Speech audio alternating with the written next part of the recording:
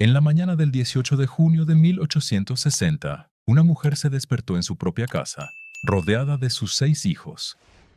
Antes de que cayera la noche, estaba encerrada tras los muros de piedra de un asilo estatal para personas con enfermedades mentales. Su crimen no fue la violencia, no fue el robo, no fue ningún acto que en una sociedad racional justificara el encarcelamiento. Ella simplemente había discrepado con su marido sobre religión. Había expresado opiniones en un estudio bíblico que diferían de la doctrina que él predicaba. Y por eso, su esposo organizó que el sheriff del condado llegara a su puerta y se la llevara por la fuerza mientras sus hijos miraban aterrorizados. 3 años después, cuando finalmente logró salir y probar su absoluta cordura ante un jurado que tardó apenas 7 minutos en darle la razón, regresó a su hogar para descubrir algo que debería helarte la sangre. Su esposo había alquilado la casa a extraños, había vendido sus muebles, había vaciado sus cuentas bancarias, había tomado su dinero, su ropa, a sus 6 hijos, y había huido del estado. Ella se quedó parada frente a la puerta de lo que solía ser su vida, sin absolutamente nada. Y cuando intentó luchar a través de los tribunales, descubrió la verdadera anomalía, el detalle que hace que esta historia pase de ser una tragedia individual a una pesadilla institucional. Ella no tenía ningún recurso legal, ninguno, porque bajo la ley estadounidense de 1860, esa mujer no existía como persona. Su esposo era dueño de todo lo que ella era, todo lo que tenía y todo lo que llegaría a ser. Y necesito que entiendas algo crítico antes de que avancemos un solo paso más en esta investigación. Esto no fue ilegal. Esto no fue un fallo del sistema ni el abuso aislado de un hombre cruel. Este era el sistema funcionando exactamente como fue diseñado para funcionar. Un mecanismo burocrático perfecto, calibrado para hacer desaparecer a seres humanos sin dejar un rastro que pudiera ser cuestionado. Si eres nuevo en este archivo, te sugiero que te suscribas ahora y dejes en los comentarios desde qué ciudad estás analizando esto con nosotros, porque vamos a desenterrar los documentos que las instituciones llevan más de un siglo intentando que olvides. Comparte este material, porque la memoria que no se defiende es memoria que se borra. Yo no estaba buscando esto cuando empecé. Estaba investigando registros de propiedad del siglo XIX, intentando comprender cómo vastas extensiones de tierra cambiaron de manos tan rápidamente durante la expansión industrial. Era un trabajo histórico estándar. El tipo de investigación aburrida que haces cuando sigues el rastro del dinero. Pero de repente, empecé a notar un vacío en los documentos. Nombres de mujeres que figuraban como copropietarias o herederas en un censo, y que en el siguiente censo, una década después, simplemente se habían desvanecido. Sus tierras ahora estaban a nombre exclusivo de sus maridos. No había registros de divorcio. No había certificados de defunción en los condados correspondientes. Solo un espacio en blanco y a veces una pequeña y discreta anotación al margen del papel. Enviada al asilo. Quería saber qué habían hecho estas mujeres para merecer desaparecer de sus propias familias. Lo que encontré fue una estructura legal tan absoluta y tan despiadada que cuesta creer que la hayamos aceptado como historia normal. La doctrina legal que hacía posible este borrado se llamaba coverture, o cobertura legal. Suena casi elegante, protector, hasta que lees cómo se aplicaba. William Blackstone, el erudito jurídico cuyos escritos formaron la base de todo el derecho anglosajón y estadounidense, lo explicó sin rodeos en 1765. Escribió, y cito: el propio ser o la existencia legal de la mujer queda suspendida durante el matrimonio, o al menos es incorporada y consolidada en la del marido. Suspendida. Esa es la palabra exacta que usó el arquitecto de nuestro sistema legal. En el momento en que una mujer decía sus votos, experimentaba una muerte burocrática. No podía poseer propiedades. No podía firmar contratos.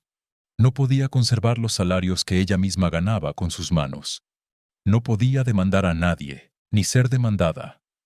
No podía redactar un testamento válido sin el consentimiento explícito de su marido. Y, lo más devastador de todo, no tenía absolutamente ningún derecho de custodia sobre los hijos que había parido. No era una persona ante la ley. Era una extensión de su esposo, su propiedad, su responsabilidad, suya para disponer de ella como mejor le pareciera.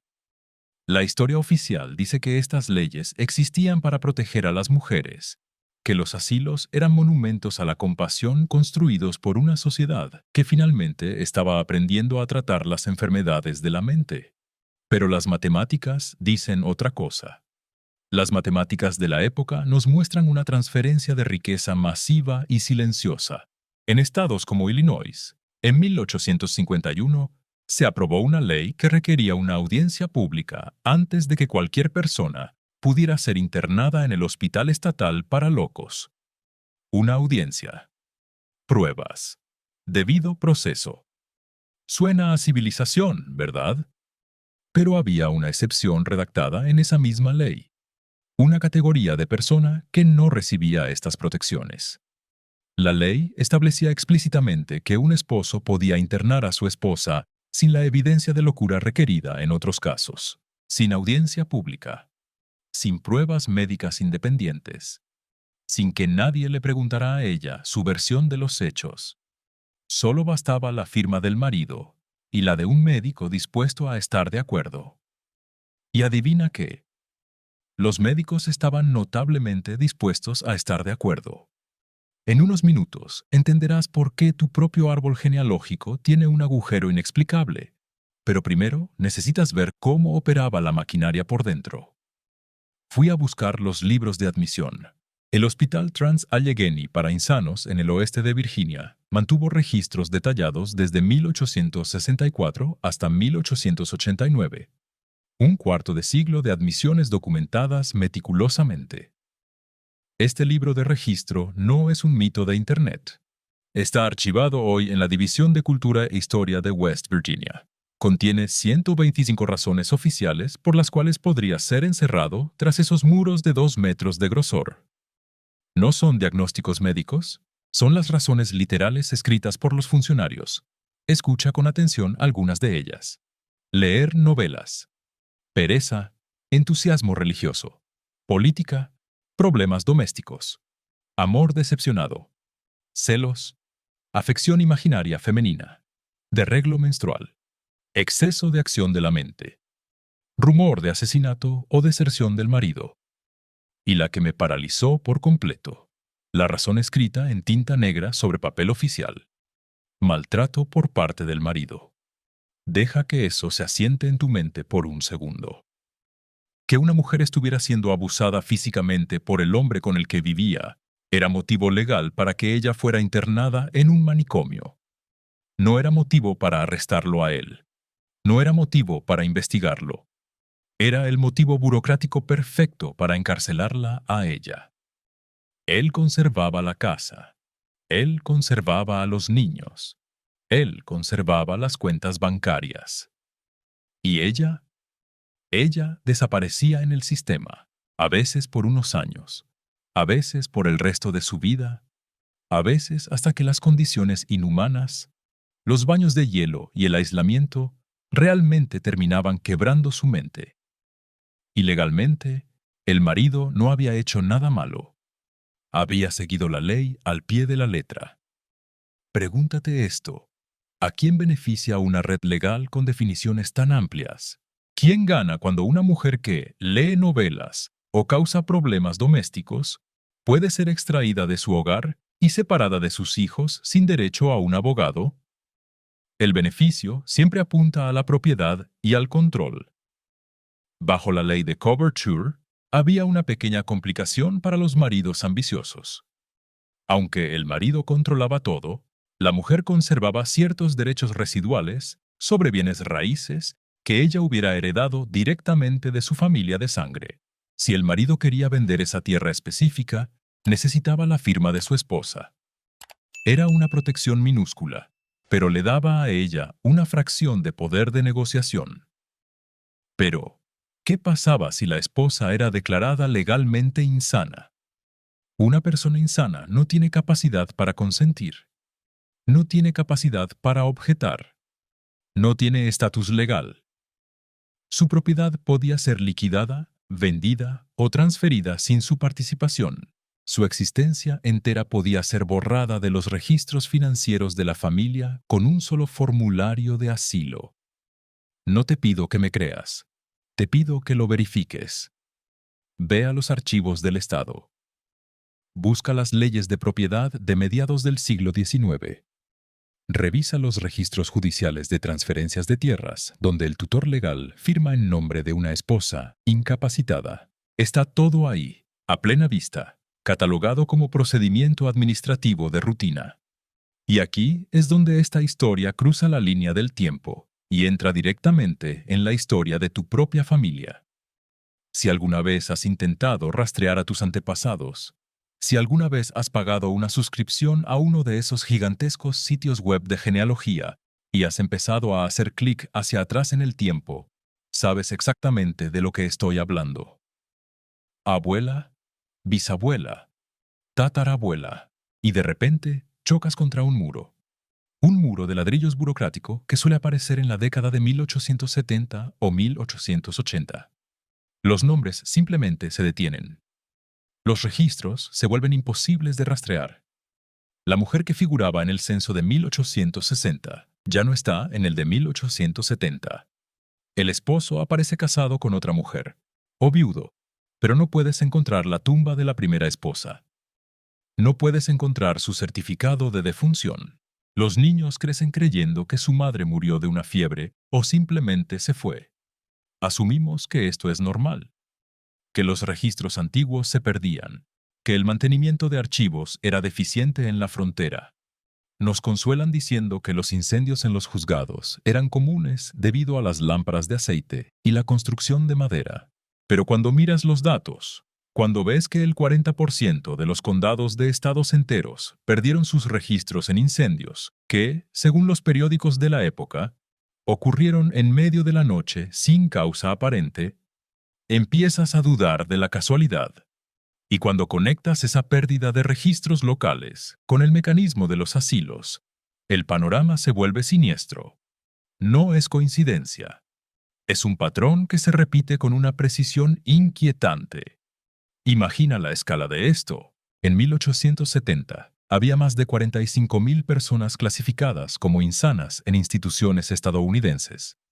Cuando los investigadores modernos revisaron al azar los expedientes de 60 mujeres internadas en el asilo mental de Mendota, en Wisconsin, entre 1869 y 1872, los diagnósticos no eran médicos.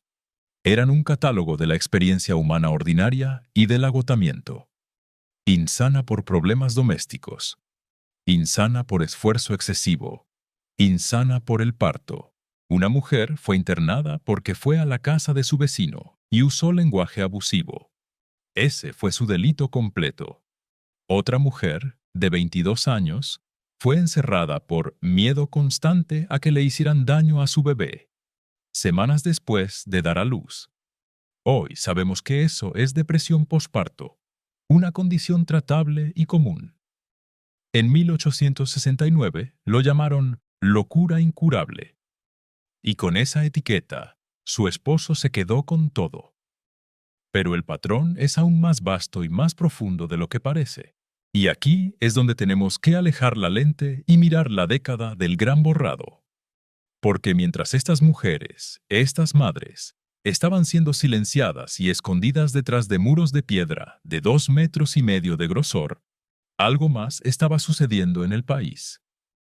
Si las madres estaban siendo encerradas por leer novelas o problemas domésticos, ¿qué pasaba con sus hijos? Entran en escena los trenes de huérfanos, Orphan Trains. Entre 1854 y 1929, aproximadamente 250,000 niños fueron subidos a trenes en las ciudades del este y enviados al medio oeste y al oeste.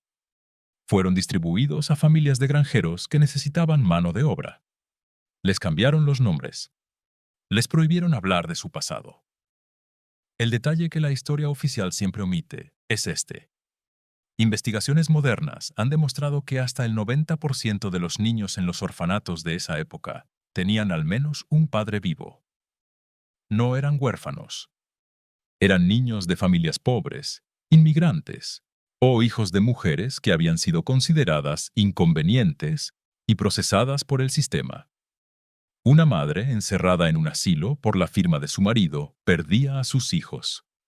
Esos hijos eran absorbidos por agencias de caridad, etiquetados como huérfanos, subidos a un tren y enviados a 1000 kilómetros de distancia bajo una nueva identidad. La familia original quedaba completamente desmembrada, su historia erradicada en vida. Y para asegurarse de que nadie pudiera armar este rompecabezas, un siglo después, el sistema necesitaba que desapareciera el mapa. El mapa era el censo de 1890. El censo de 1890 fue el documento poblacional más detallado jamás creado hasta ese momento. Registraba la estructura familiar con una precisión sin precedentes. Mostraba quién vivía con quién, el número de hijos nacidos frente al número de hijos que sobrevivían, la propiedad de la vivienda, el idioma, el estado de inmigración. Era el documento que habría probado cuántas de esas mujeres enviadas a asilos habían existido realmente. Habría probado las identidades originales de cientos de miles de niños de los trenes de huérfanos antes de que sus nombres fueran cambiados permanentemente. Habría conectado los puntos. En enero de 1921, los registros del censo de 1890 estaban almacenados en el sótano del edificio del Departamento de Comercio en Washington. Era el único censo en la historia del país para el cual el gobierno había decidido no exigir copias de seguridad locales. Estaba apilado fuera de la bóveda ignífuga, justo al lado del cuarto de calderas. Un incendio misterioso consumió el 25% de los documentos. El otro 75% sufrió daños por agua y humo, pero gran parte era salvable. Historiadores y genealogistas rogaron que se restaurara. El gobierno los ignoró. Los papeles empapados se dejaron pudrir en un almacén durante 12 años. Y entonces, el 21 de febrero de 1933, el Congreso autorizó discretamente la destrucción total de lo que quedaba. Cerca de 63 millones de nombres fueron reducidos a cenizas. La fecha de esa orden de destrucción, exactamente un día antes de que el presidente pusiera la primera piedra del nuevo edificio de los Archivos Nacionales, diseñado específicamente para proteger documentos de incendios. Un día de diferencia. La evidencia fue incinerada 24 horas antes de que comenzara la construcción de la bóveda que la habría salvado para siempre. Esto no es una conspiración mística. Esto es burocracia operando en su nivel más eficiente y destructivo. La ley de coverture despojó a las mujeres de su identidad legal. Las leyes de asilos proporcionaron el mecanismo físico para hacerlas desaparecer sin intervención judicial. Los trenes de huérfanos redistribuyeron a la siguiente generación, borrando sus apellidos y sus raíces.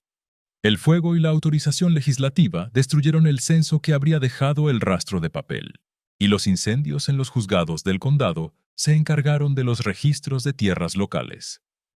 Es una arquitectura perfecta de olvido. Las mujeres que no estaban de acuerdo con sus maridos no solo perdían una discusión, perdían su libertad, perdían sus propiedades, perdían a sus hijos y, en última instancia, perdían su lugar en la historia documentada. Sus nombres se convirtieron en espacios en blanco en nuestros árboles genealógicos. Sus tierras pasaron a manos de hombres que usaron la autoridad del Estado para expropiarlas legalmente. Y hoy, caminamos por ciudades construidas sobre la riqueza que fue transferida durante esa ventana de tiempo, sin hacer preguntas sobre de dónde vino realmente ese dinero o quién tuvo que ser declarada loca incurable para que el terreno pudiera ser vendido.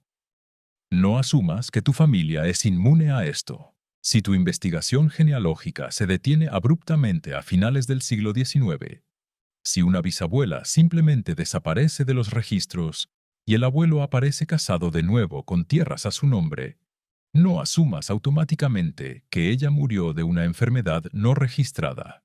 Considera la posibilidad, respaldada por la documentación institucional de cientos de asilos, de que ella fue simplemente borrada por un sistema diseñado para hacer exactamente eso. Los edificios donde esto ocurrió todavía existen en muchos lugares.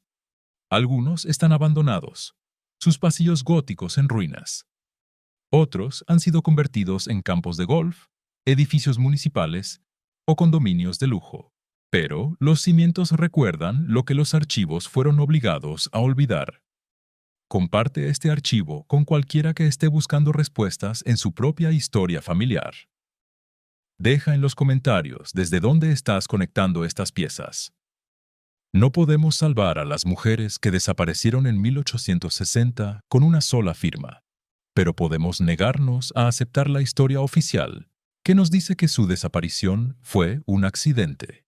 La maquinaria del Estado, los certificados de admisión, las leyes de cobertura y las cenizas del censo nos muestran exactamente cómo se hizo. Una vez que lo ves, no puedes dejar de verlo.